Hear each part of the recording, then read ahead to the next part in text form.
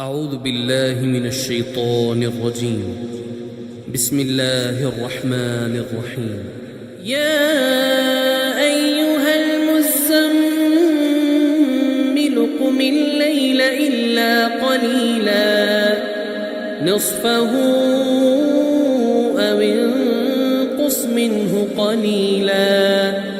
أو زد عليه ورتل القرآن ترتيلا إنا سنلقي عليك قولا ثقيلا إن ناشئة الليل هي أشد وطئا وأقوم قيلا إن لك في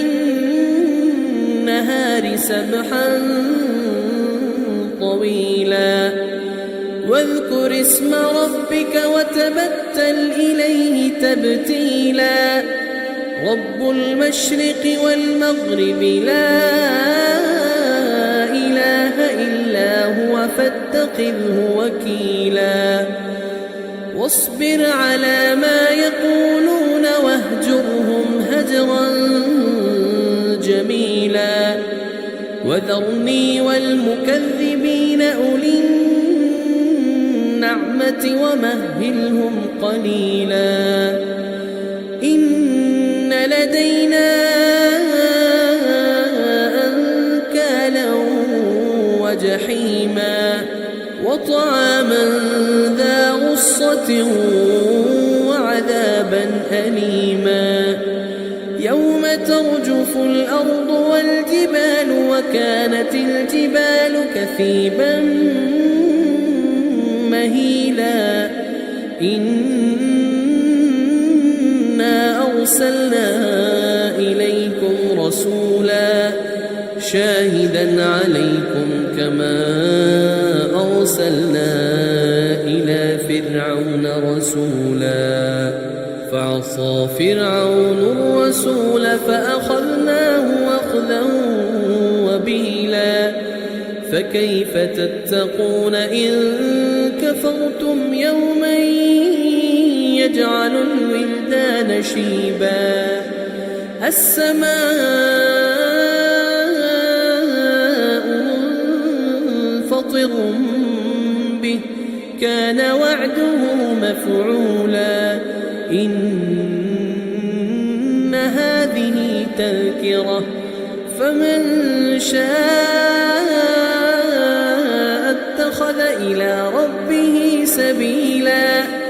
إن ربك يعلم أنك تقوم أدنى من ثلثي الليل ونصفه وثلثه وطائفة من الذين معك والله يقدر الليل والنهار علم أن لن تحصوه فتاب عليكم فاقرؤوا ما تيسر من القرآن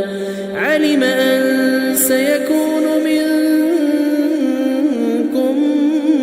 مرضى وآخرون يضربون في الأرض يبتغون من فضل الله وآخرون يقاتلون في سبيل الله فاقرؤوا ما تيسر منه وأقيموا الصلاة وآتوا الزكاة وأقرضوا الله قرضا حسنا وما تقدموا لأنفسكم من خير تجدوه عند الله هو خيرا وأعظم أجرا